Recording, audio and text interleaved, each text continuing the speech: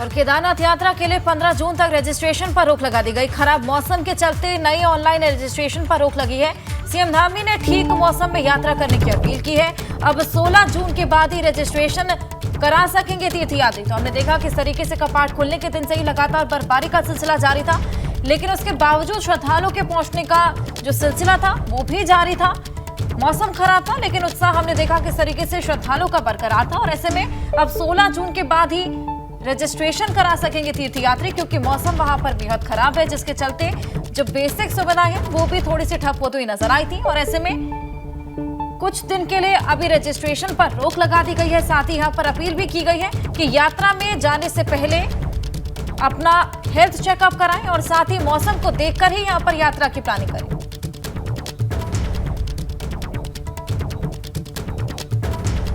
चलिए आगे बढ़ते हैं, बड़ी खबर का रुख करते हैं। पिथौरागढ़ से लैंडस्लाइड की डराने वाली तस्वीरें सामने आई हैं। पहाड़ी से मलबा गिरता दिखाई दे रहा है। लिपुलेख तवाघाट रोड पर ये मंजर आप देखिए जरा। लोगों ने यहां पर काम चल रहा है, जेसीबी आपको फ्रेम में दिखाई दे रही है। ये धुआं जो आपको उठता दिख रहा है, ये मलबे के गिरने के बाद उठने वाला गुबार है। तवाघाट लिपुलेख रोड पर मलबा आने के बाद इस रास्ते को बंद किया गया, लेकिन चलता रास्ता जहां जेसीबी दिखाई दे रही है, लोग दिखाई दे रहे हैं, जो लोग वीडियो बना रहे हैं, लोगों के फोन से बनाए ये वीडियो जरा देखिए। अब मलबा को हटाने का काम चल रहा है। भारी मात्रा में मलबा गिरा और अब इसे हटाने की जद्दोजहद है। इतना आसान नहीं होगा। जिस तरीके से पहाड़ी का एक पूरा बड़ा हिस्सा भरभरा कर तवाघाट लिपुलेख मार्ग पर आ गया, मलबे के साथ, धुएं के साथ, गुबार के साथ, इसे हटाने में वक्त लगेगा। हालांकि इसे हटाने का काम शुरू किया गया, गनीमत रही सीटीओ के माध्यम। ये देखिए आप, ज्यादा जानकारी के लिए रुक करेंगे हमारे सहयोगी योगेश पाठक इस वक्त फोन लाइन पर मौजूद है। योगेश, ये बताएं कि जिस वक्त ये मलबा गिरा कोई था तो नहीं, सभी सुरक्षित हैं, और अब हटाने में कितना वक्त लगेगा मलबे को? देखिए, मैं आपको बताना चाहूँ, ये तीसरी बार लिपुलेख तवाघाट मार्ग में भूस्खलन की घटना हुई है। और ये तीसरी बार में जो पहाड़ी से टूट के गिरी है, इससे कुछ सड़क का हिस्सा भी क्षतिग्रस्त हो गया है। दोनों तरफ वाहन खड़े हैं। हालांकि जिस टाइम पे ये हादसा हुआ उस टाइम पे वहां से कोई आवाजाही नहीं हो रही थी, तो इसलिए किसी तरह की जनहानि नहीं हो पाई। हालांकि अभी आदि कैलाश यात्रा के कुमाऊं मंडल विकास निगम द्वारा संचालित की जा रही है। सड़क बंद होने की वजह से 300 करीब यात्री गुंडी में फंसे हुए हैं और दोनों तरफ वाहन फंसे हुए हैं। हालांकि इस संबंध में जिलाधिकारी ने कल ही एक बैठक आयोजित की है बीआरओ के और निर्माण एजेंसी के साथ कि जल्दी से जल्दी सड़क को ठीक किया जाए। परंतु जो हालात वहाँ पे बने हुए हैं, जिस तरीके से वहाँ पे भारी ब्लास्टिंग की जा रही है, उसकी वजह से लगता है कि बहुत जल्दी अभी ये सड़क दुरुस्त नहीं हो पाएगी। बिल्कुल योगेश, दिख रहा है कि सड़क को दुरुस्त करने के लिए जेसीबी लगी है, मशीन लगी है, लेकिन उन्हीं के बीच में फिर से नया मलबा गिर रहा है। और गिरता हुआ मलबा बड़ी चुनौती है कि रास्ते को साफ कैसे किया जाए, और रास्ते को साफ कर लिया जाए तो चैन की सांस कैसे ली जाए कि दोबारा मलबा नहीं गिरेगा। और आवाजाही के वक्त अगर ये मलबा गिरता तो बहुत नुकसान हो जाता। चुनौती है, देखते हैं कैसे पार पाते हैं। आप नजर बना करके रखिएगा। योगेश, शुक्रिया जानकारी के लिए। हमारे सहयोगी योगेश जानकारी दे रहे थे कि इस रास्ते को आवाजाही के लिए अभी फिलहाल रोका गया था, मलबे को हटाने का काम किया ही जा रहा था, लेकिन इस दरमियान पहाड़ी का चटकना और इस तरीके से मलबे के साथ, धुएं के गुबार के साथ, धूल के गुबार के साथ गिरना, ये बड़ी चुनौती है। आदि कैलाश यात्रा के लिए यही रास्ता है, यही रोड यूज किया जाता है, इस्तेमाल किया जाता है, लेकिन अभी चुनौती बरकरार है। अगर रास्ते को खोल भी दिया जाए तो भरोसा कैसे किया जाए कि आने वाले वक्त में ये चट्टान ऐसे नहीं दरक करके गिरेगी, मलबा इस तरीके से नहीं आएगा, क्योंकि कच्ची पहाड़ी है। बारिश और धूप के कॉम्बिनेशन के साथ चटक करके कुछ इस तरीके से मलबा अगर सड़क पर आता रहेगा तो आवाजाही के वक्त लोगों को क्या इतना मौका मिल पाएगा कि वो बचा पाएं, खुद को बचा पाएं? ये बड़ी चुनौती है। बताया हमारे सहयोगी योगेश ने कि ब्लास्टिंग की वजह से, पहाड़ों की कटाई की वजह से थोड़ी और कमजोरी है, और लगातार ये तीसरी बार लैंडस्लाइड की तस्वीर आई है। दिल्ली में पहलवानों के विरोध के बीच बृजभूषण सिंह ने अपने आरोपों के खिलाफ लोगों के बीच जाकर बातचीत कर रहे हैं, अपने लिए समर्थन की अपील कर रहे हैं। साथ ही मामले को हरियाणा चुनाव कनेक्शन से जोड़कर भी देखा जा रहा है। बाराबंकी में जनसभा करते हुए बृजभूषण शरण सिंह ने फिर से हुंकार भरी। हरिद्वार में मेडल गंगा नदी में बहाने को लेकर पहलवानों को चुनौती दी और कहा कि अगर उनके खिलाफ कोई सबूत मिला तो फांसी चढ़ जाऊंगा। मुझ पर आरोप लगाने वालों, गंगा में मेडल बहाने से बृजभूषण सिंह को फांसी नहीं मिलेगी। अगर तुम्हारे पास कोई सबूत है तो जा करके पुलिस को दो, न्यायालय को दो, और न्यायालय मुझे फांसी देगा तो मुझे स्वीकार है, मैं उस फांसी पर चढ़ जाऊंगा। वहीं इस दौरान जनसभा में मौजूद भाजपा विधायक नंद किशोर गुर्जर ने मामले का हरियाणा चुनाव कनेक्शन बताया और विरोध को राजनीति से प्रेरित बताया। हमारी उन बेटियों को जो पहलवान है उनको कहीं ना कहीं उकसा करके जब मुकदमा दर्ज हुआ, जांच शुरू हुई तो मामला समाप्त हो जाना चाहिए था कि नहीं, लेकिन इसको लगातार चलाने का काम किया गया। हरियाणा में चुनाव है, मैं आपके बीच में कह के जा रहा हूं, हरियाणा का चुनाव होने के बाद कोई भी धरने पर नहीं आएगा। बता दें कि मंगलवार को बृजभूषण शरण सिंह की गिरफ्तारी को लेकर हरिद्वार में धरना दे रहे पहलवान गंगा नदी में मेडल प्रवाहित करने गए थे, जिन्हें बीकेयू राष्ट्रीय अध्यक्ष नरेश टिकैत ने समझा बुझाकर शांत कराया था।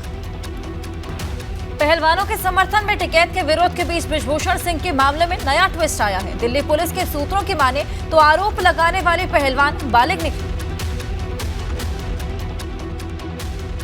भारतीय कुश्ती संघ के पूर्व अध्यक्ष बृजभूषण शरण सिंह पर यौन शोषण के मामले में नया मोड़ आ गया है।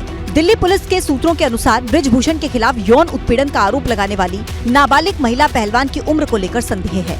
सूत्रों के मुताबिक बृजभूषण पर पॉक्सो एक्ट का केस दर्ज करवाने वाली पहलवान बालिग है। पुलिस जांच में आरोप लगाने वाली पहलवान के स्कूल से मिले बर्थ सर्टिफिकेट के आधार पर उसके बालिग होने की पुष्टि हुई है। पुलिस के मुताबिक पीड़ित लड़की ने अपनी उम्र 2 साल कम बताई थी। बहरहाल आरोप लगाने वाली पहलवान अगर बालिग निकलती है तो बृजभूषण सिंह को बड़ी राहत मिलेगी और उनके ऊपर से लगी पॉक्सो की धारा हट सकती है। वहीं अपने ऊपर लगे आरोपों को लेकर बृजभूषण शरण सिंह का कहना है कि जांच में सब दूध का दूध पानी का पानी हो जाएगा। आगे देखिए होता है क्या, जांच तो करने दीजिए, जांच तो होने दीजिए ना, अब तो हमारे हाथ में खेल है नहीं। दूसरी तरफ करीब 40 दिन से पहलवानों का धरना प्रदर्शन जारी है और बृजभूषण शरण सिंह की गिरफ्तारी की मांग पर अड़े हैं। भाजपा ने बहुत पहले से ही 2024 लोकसभा चुनाव में जीत की हैट्रिक लगाने की तैयारी शुरू कर दी है, लेकिन अब सपा भी 2024 में वापसी की तैयारियों में जुट गई है, जिसके लिए पार्टी ने एक कार्य योजना भी तैयार की। अपने चुनावी प्लान के तहत समाजवादी पार्टी लोकसभा चुनाव से पहले उत्तर प्रदेश में भाजपा को घेरने की रणनीति पर काम करेगी। भारतीय जनता पार्टी की सरकार ने कोई भी वादा ईमानदारी से पूरा नहीं किया, अधूरा की बात छोड़िए, शुरू ही नहीं किया। तो निश्चित तौर पर यह हिसाब किताब होना चाहिए कि उन्होंने क्या क्या वादे किए थे, क्या क्षेत्रीय स्तर पे किया था, क्या राष्ट्रीय स्तर पे किया था, क्या प्रदेश स्तर पे किया था। इस प्लान के तहत अखिलेश यादव यूपी की सभी 80 लोकसभा सीटों का डेटा तैयार करवा रहे हैं, जिसमें उस सीट से मौजूदा सांसद और उसके कार्यकाल से जुड़ी जानकारियां होंगी, जैसे क्षेत्र में सांसद के 5 बड़े काम, सांसद के 5 अधूरे वादे, क्षेत्रवासियों की 5 बड़ी मांगे, सीट का जातीय और सियासी समीकरण। लेकिन सपा की सियासी कसरत को भाजपा बेमतलब बता रही है। पक्ष के लिए सत्ता पक्ष की नाकामियां ही मुद्दा होता है, तो समाजवादी पार्टी जुटा रही है, लेकिन वो नाकामियां बताएंगे और हम उपलब्धियां बताएंगे। दरअसल यूपी में लगातार मिल रही जीत भाजपा के इस आत्मविश्वास की बड़ी वजह है। ऐसे में बड़ा सवाल है कि 2014 से अब तक लगातार हार का सामना कर रही समाजवादी पार्टी इस आक्रामक रणनीति से 2024 में वापसी करने में कामयाब हो पाएगी। समाजवादी पार्टी के सॉफ्ट हिंदुत्व को लेकर सूबे की सियासत में उबाल आ गया है। भाजपा लगातार तंज सपा पर कस रही है, तो वैसी ने अखिलेश पर जनता को धोखा देने का आरोप लगा दिया है।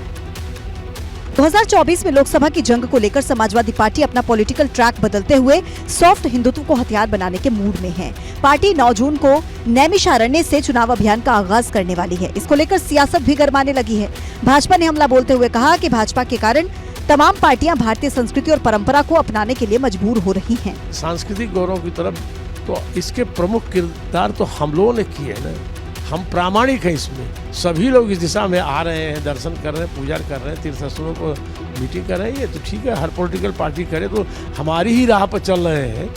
वहीं असदुद्दीन ओवैसी ने भी सपा के इस दाव को आड़े हाथों लिया, जनता को धोखा देने की बात कही।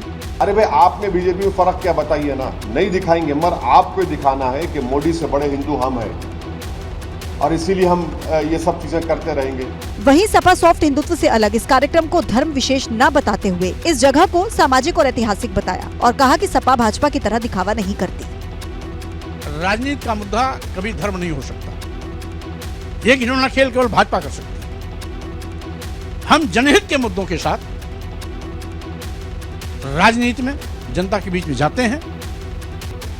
2024 के जंग को लेकर यूपी में भाजपा की नजर मिशन 80 पर है, जिसमें 14 सीट की कमजोर कड़ियों को मजबूत करने के लिए भाजपा खास प्लान तैयार कर रही है। 2024 की जंग को लेकर भाजपा ने कमर कस ली है। एक तरफ जहां पार्टी 9 साल की उपलब्धियों पर महाजनसंपर्क अभियान चला रही है, तो वहीं मिशन 80 के लिए अलग अलग मोर्चे पर भी कमान संभाल ली है। पार्टी रेड जोन की 14 सीटों के लिए स्पेशल प्लान तैयार कर रही है। इसके लिए प्रदेश अध्यक्ष भूपेंद्र चौधरी की मौजूदगी में मंथन हुआ।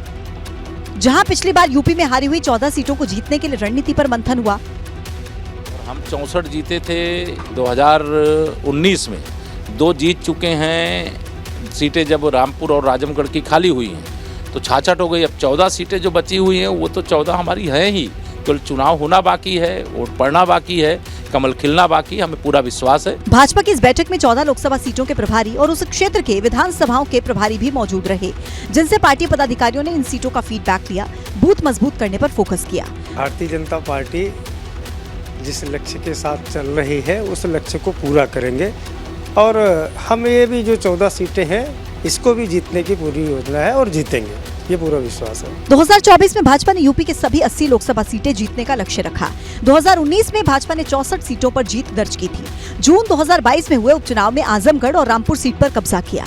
इसके बाद अब मुरादाबाद, बरेली, रायबरेली समेत बाकी बची 14 सीटों के चक्रव्यूह को भेदने की रणनीति तैयार की जा रही है। चलिए अब बारी है घड़ी घड़ी घमासान खबरों का तूफान। बात कर लेते हैं उत्तराखंड में मौसम के हालात को लेकर के खराब चल रहा है, लगातार बारिश है। 4 धाम यात्रा पूरी तरीके से प्रभावित है। फिलहाल यमुनोत्री की यात्रा रोकी गई है। लोगों को मौसम के हिसाब से यात्रा करने की अपील की जा रही है। उत्तराखंड में फिर से जमीन खिसकने लगी है, पहाड़ दरकने लगे हैं। ये तस्वीर है बड़कोट के यमुनोत्री हाईवे की, जहां पर डबरकोट में पहाड़ी से धूल के गुबार के साथ पत्थर गिर रहे हैं। 4 धाम की यात्रा के बीच कुदरत का ये रंग श्रद्धालुओं की कड़ी परीक्षा ले रहा है।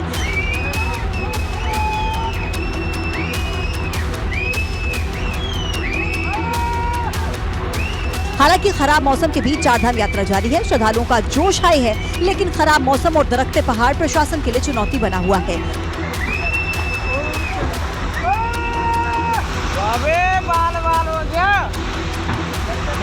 जानकारी के मुताबिक पहाड़ी से बोल्डर गिरने से एक यात्री बस भी चपेट में आई है। हालांकि बड़ा हादसा होने से टल गया। गनीमत रही सीटीओ के माध्यम से लैंडस्लाइड के दौरान यात्री वाहनों को रुकवा दिया। वहीं धारचूला में भी लैंडस्लाइड से तवाघाट लिपुलेख मोटरमार्ग बाधित हो गया, जिससे आदि कैलाश यात्रा करने वाले लोगों के सामने बड़ी चुनौती खड़ी कर दी। ऐसे में पहाड़ पर यात्रा के दौरान इस वक्त सावधान रहने की जरूरत है। भले ही प्रशासन और पुलिस आपकी सुरक्षा के लिए तैनात है, लेकिन वक्त वक्त पर निर्देश भी दिए जा रहे हैं।